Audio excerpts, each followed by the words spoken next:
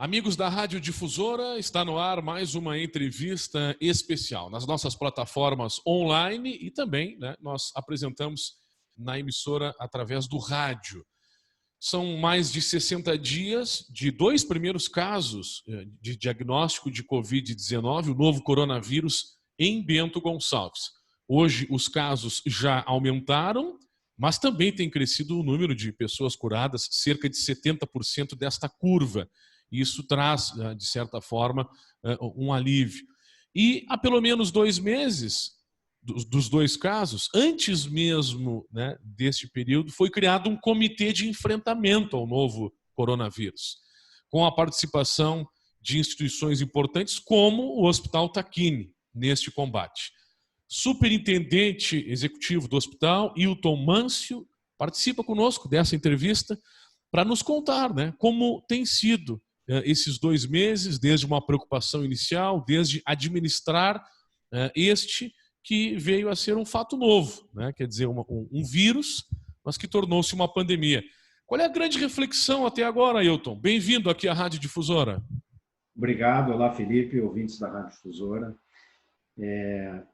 A gente começou ainda no ano passado, Felipe, obviamente que não por conta da pandemia, porque a gente não tinha essa ideia.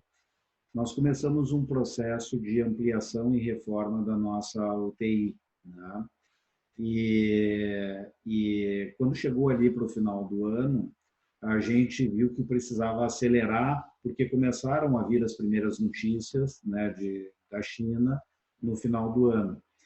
E de uma forma que a gente pudesse contar com esse recurso dentro do mês de abril. Então, de dezembro para cá, nós começamos a discutir esse processo, começamos a fazer uma preparação, ainda em janeiro de uma forma mais modesta, analisando que estoques nós precisaríamos reforçar no hospital, que medidas nós precisaríamos tomar, de forma que quando a gente chegou em 15 de março, nós estávamos completamente preparados para lidar com a situação. Conseguimos, em 30 de abril, entregar 30 leitos de UTI, isso foi 50% de ampliação, mas o mais importante dessa estrutura de UTI que se criou no Tacchini é que são 30 leitos de isolamento. Então, isso te dá uma condição de lidar com um surto como esse, com uma pandemia como essa, com uma infraestrutura bem robusta.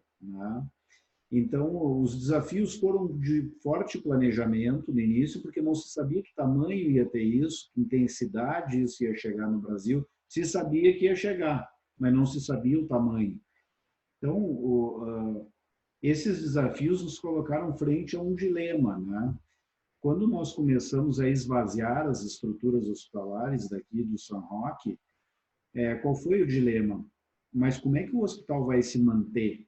Porque nós vamos perder receitas, nós vamos cancelar procedimentos eletivos, nós vamos cancelar exames eletivos, nós vamos esvaziar a estrutura para estar pronto para receber a demanda que acontecer.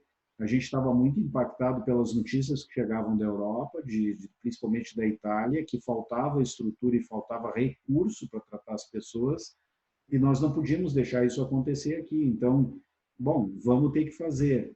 Em março, segunda quinzena, se esvaziou o hospital. Chegamos a trabalhar com menos de 40% da ocupação do hospital no mês de março. E os impactos disso, economicamente, foram muito duros, Felipe. A gente chegou agora em abril com 38% de perda das receitas, e o custo fixo está aí, as pessoas estão aí, a contratação está aí, os investimentos foram feitos no reforço dos estoques para fazer frente a isso, Então, a nossa equação hoje a ser tratada é econômica. O Tacchini, sim, teve um golpe duro na parte econômica por conta dessa preparação e de se colocar à disposição. Então, como todas as outras organizações, nós tivemos que tomar medidas internas. Nós temos hoje 220 pessoas de um quadro de 2.200 que estão com contratos com jornadas reduzidas ou contratos de trabalho suspenso. Nós tivemos que chamar todos os nossos fornecedores e renegociar contratos, reduzir valores de contratos por um período inicial aí de 90 dias, porque simplesmente não tinha como dar a volta. Nós, hoje, estamos fazendo uma administração de curto prazo, uma administração de caixa.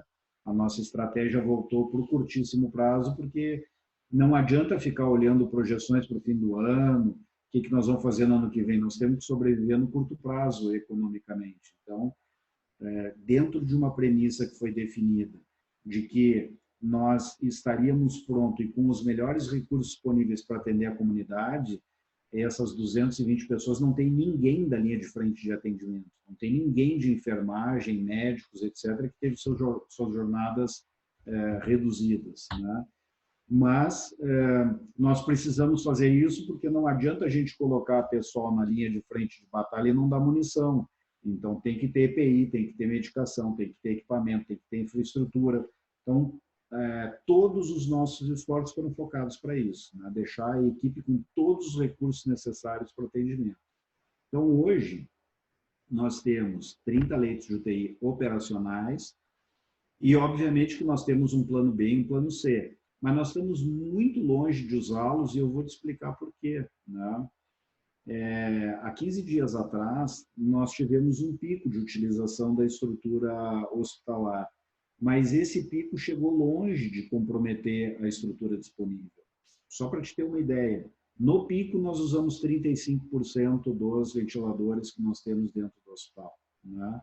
Então, na verdade, o Tacchini não precisou fazer grandes investimentos para se preparar para a pandemia, porque a nossa estrutura ela é uma estrutura robusta e ela está, não pensando em pandemia, ela já vinha sendo preparada para lidar com alta complexidade. Obviamente que a pandemia foi uma coisa nova, e se alguém no mundo disser que estava pronto para lidar com a pandemia, eu desconfio, porque todo mundo aprendeu nesse processo, né? Nós estamos aprendendo no dia a dia o que funciona, o que não funciona. Vê que ainda hoje existe uma polêmica grande com relação à hidroxicloroquina, né? Então, não tem muitas verdades, tem muitas perguntas ainda sem resposta, né? E todos estamos num processo de aprendizado de lidar com tudo isso. Mas a minha percepção hoje, o número de uso da estrutura hospitalar ele está estabilizado, né? E essa estabilidade aconteceu sem esgotar o recurso hospitalar, né? Sem que a gente tivesse passado por um aperto. Nós hoje, todo mundo que adoeceu teve acesso aos recursos necessários, né? As pessoas que faleceram, não faleceram por falta de recurso, elas tiveram acesso aos recursos, faleceram por uma questão de saúde, né, por uma questão das comorbidades, né, associadas, enfim, até em função do próprio vírus, mas não por falta de recursos. Sim. Falaste, Hilton, de que alguns colaboradores tiveram que ser afastados. A gente sabe que há grupos de risco e que há uma estrutura, né, de EPIs, né, dando essa garantia. E, inclusive, já fizemos entrevistas neste período com profissionais da área da psicologia, né, do hospital que dão esse apoio psicológico. Agora, na verdade, a ideia é saber uma opinião sua, né, como um superintendente que está à frente de tudo isso, porque os médicos nunca passaram também por essa situação, né, estão aflitos, os profissionais da enfermagem, é um dia de cada vez. Digamos assim, 60 dias após, eles estão um pouco mais tranquilos, né? Preocupados todos estamos, lógico, mas dentro dessa evolução, né? Como é que tu acompanhou tudo isso e pode compartilhar aí com a comunidade? Olha, eu te diria o seguinte, o impacto inicial da pandemia, ele foi muito assustador pela incerteza que tudo isso gerava e por muito pouca resposta se tinha para as coisas. E, obviamente, que todo mundo tem família, né? Filhos, pais, maridos, irmãos. Então, o primeiro movimento dos profissionais da área da saúde, das enfermeiras, dos médicos, todo mundo que se envolve diretamente na assistência, o primeiro movimento não foi de recuo. O primeiro movimento dessas equipes foi de vamos para a linha de frente e vamos fazer o enfrentamento, né? Obviamente que começa a acontecer as coisas e eu fui o terceiro caso de Bento Gonçalves infectado, né? E o que aconteceu, né? Obviamente que não vão ser todos os casos iguais, né? Mas eu sou uma pessoa de 55 anos que contraiu o Covid e fiz o meu tratamento em casa, eu não precisei de recurso hospitalar, né? Então, o que significa isso? Talvez isso também tenha desmistificado um pouco, pelo menos a gente trabalhou isso internamente dentro do Takine. Gente, não vai pegar todo mundo da mesma forma, não é todo mundo que vai para a UTI, não é todo mundo que vai internar no hospital. E a experiência está nos mostrando que a maior parte das pessoas não veio para o hospital. Recupera em casa. Felipe, eu e a minha esposa tivemos Covid. E eu tenho um filho de 17 anos. Ele ficou 3 semanas dentro de casa com a gente e ele não pegou. Porque, claro, em casa nós tomamos as providências, o distanciamento, separamos as toalhas, a roupa de as louças que a gente fazia as refeições, tomamos os cuidados que estavam recomendados e funcionou. Então, o que a gente vê? Pô, tu não vai pegar no ar que tu respira porque tu está no mesmo ambiente. Então, tinha muita fantasia. Assim, eu vou passar do lado de alguém na rua e a pessoa vai pegar Covid. Não funciona assim, né? Eu diria que hoje, obviamente, que ainda gera uma preocupação grande e nós não estamos liberados de tomar todos os cuidados necessários, tem que manter o distanciamento, tem que usar máscara na rua, tem que lavar as mãos, tudo isso tem que ser mantido. Mas a gente começa a conversar com pessoas que tiveram e ver como foram as experiências. Alguns foram um pouco mais severos, outros foram mais leves. No meu caso, foi absolutamente leve, os sintomas leves. Eu brinco com o pessoal que me pergunta, não entrou na lista das 20 piores gripes que eu tive na vida, né? Então, vai depender muito de cada organismo, de cada pessoa, enfim. Mas eu te diria o seguinte, os profissionais, respondendo objetivamente a tua pergunta, os profissionais que estão na linha de frente tiveram um momento mais assustado, mas não recuaram, né? Foram para o enfrentamento, fizeram o seu trabalho, né? Hoje eu diria que ainda existe o medo, né, em relação ao corona, mas eu diria que a coisa está menos tensionada, né? Para te citar um exemplo, tu imagina, existem médicos que lidam diretamente, enfermeiros que lidam diretamente com pacientes COVID e médicos que intubam pacientes. E para te intubar é um procedimento invasivo. Nenhum desses profissionais teve infecção até o presente momento, né? E das áreas COVID, nós, se não me falha a memória, em 60 dias nós tivemos uma pessoa contaminada em estrutura que trabalha com paciente infectado, né? Então, está muito bem dominado o processo. O hospital, ele abandonou a sua estrutura convencional, né, de hotelaria, 7º andar, 6º andar, 5º andar, enfim. Ele criou zonas. Então, nós temos uma zona onde vão os suspeitos, porque neste lugar os pacientes têm que ficar em isolamento. Como a gente ainda não sabe se ele tem ou não dá para juntar com outro paciente. A outra zona, ela é de pacientes com COVID, né? Então, já tem um outro procedimento. E tu tem outras estruturas que são de pacientes de outras patologias. Não tem COVID, não tem gripe, não tem nada. Tem outras doenças que são as comuns do dia a dia. Então, está bem distinto o hospital, bem separado nesses públicos hoje, não existe comunicação dessas estruturas, né? E isso dá uma segurança muito grande para lidar com os casos, mas, obviamente, mexe na estrutura hospitalar. O SUS, por exemplo, não tem internação privativa dentro do SUS, mas quando tu recebe um paciente do SUS suspeito, ele precisa ficar em isolamento. E é esse o recurso que ele recebe. Ele vai para o isolamento até ter certeza da condução. Então, aonde eu tinha 3 leitos para atender pacientes do SUS, esses 3 leitos viram 1, porque eu tenho que botar um paciente em isolamento, né? Esses cuidados todos foram tomados.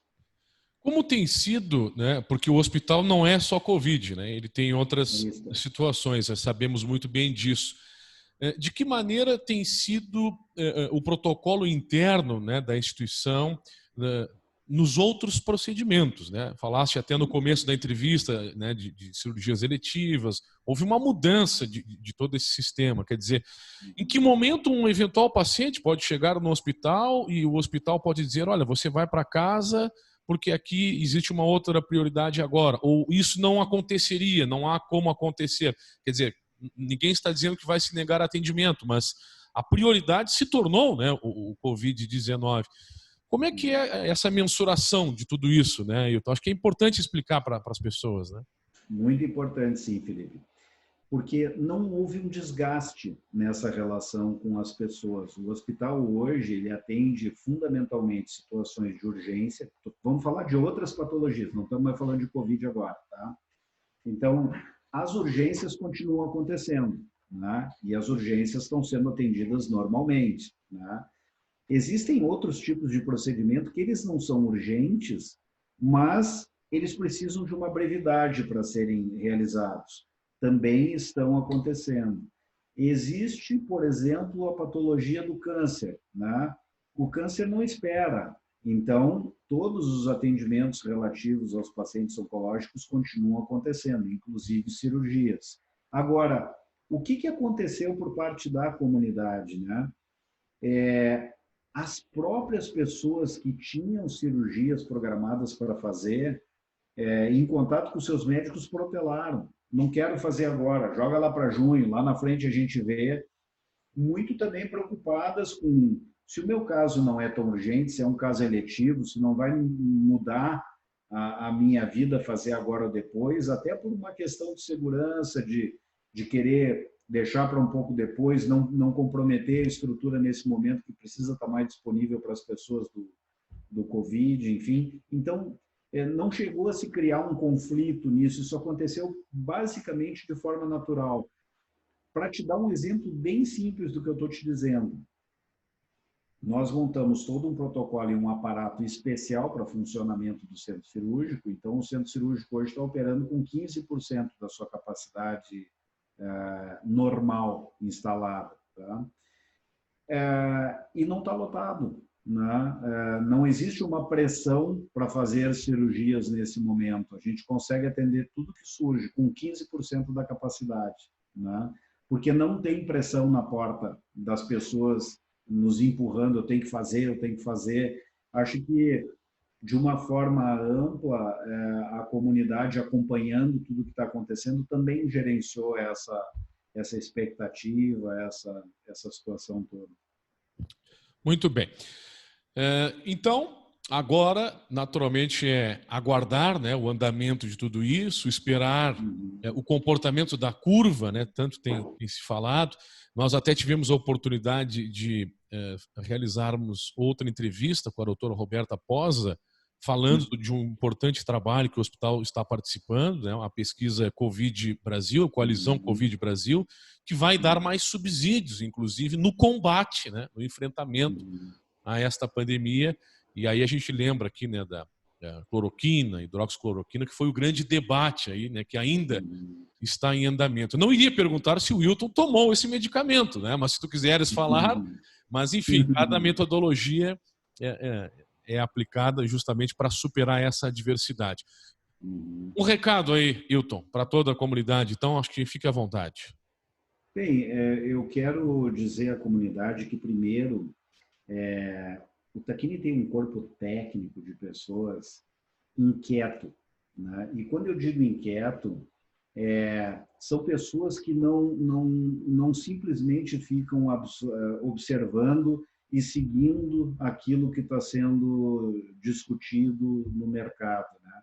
Quando a doutora Roberta te fala, por exemplo, dessa pesquisa, isso é coisa que a gente vai atrás e a gente se mete para participar, porque tem um aporte de conhecimento extremamente importante para a organização. Então, eu preciso dizer que tem uma equipe hoje muito inquieta em buscar solução, em construir solução, em achar caminhos para melhorar aquilo que a gente entrega de valor para a nossa comunidade.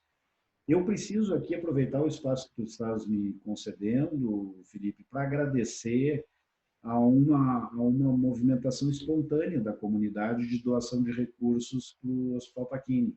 Essas doações, elas foram investidas, estão sendo investidas em coisas que vão atender demandas de Covid, mas tem um legado que fica para depois, não se consome todo no Covid. E, em especial, ao nosso Centro da Indústria e Comércio, de Bento Gonçalves, que quando destinou recursos para o Takine, e nós conversamos na época, o presidente me perguntava no que vocês vão utilizar esse recurso? 100% em testes, né? Dia 9 de abril, quando veio a primeira remessa de valores, nós direcionamos tudo para teste. Isso mudou a vida do escaneamento do Covid dentro do Hospital Takine, porque nós passamos a testar todas as pessoas sintomáticas que chegavam ao nosso serviço dentro dos protocolos. E o que significa na prática isso?